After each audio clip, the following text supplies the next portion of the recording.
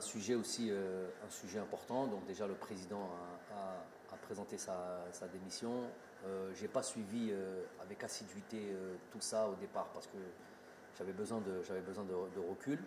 Mais j'ai quand même été mis au courant, ne serait-ce que par lui, ne serait-ce que par le président de fédération. Donc à la Koréhal, déjà c'est un président de fédération, malgré les dires et malgré le hadrat al-Nes, toujours, hein, les rumeurs, nous avons toujours été en relation.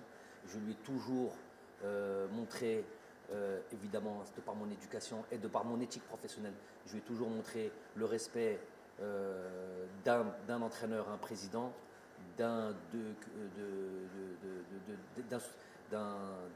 personne dans une entreprise, la fédération, admettons que c'est une entreprise à son supérieur hiérarchique. J'ai toujours eu ce respect-là, c'est mon éducation et c'est mon éthique professionnelle. Le contact et les discussions n'ont jamais cessé entre moi et le président de fédération sortant, jamais.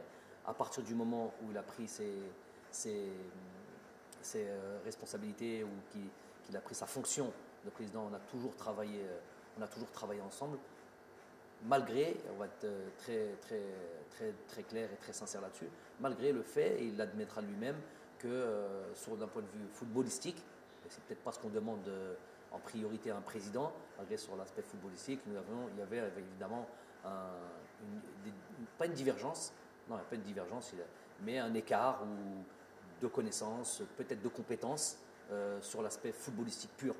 Et donc peut-être un peu moins d'échanges sur l'aspect footballistique, malgré que j'aime en parler, j'aime m'expliquer ce que je fais. Et il a eu le droit à toutes ces discussions, où j'expliquais toujours ce que l'on faisait.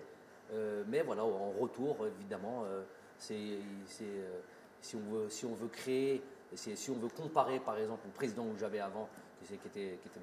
Khabdin Zetchi, qui est issu du football, avec tout le monde, on n'a pas besoin de réexpliquer son itinéraire et où on pouvait plus rentrer sur l'aspect football, mais à la limite, c'est pas le problème.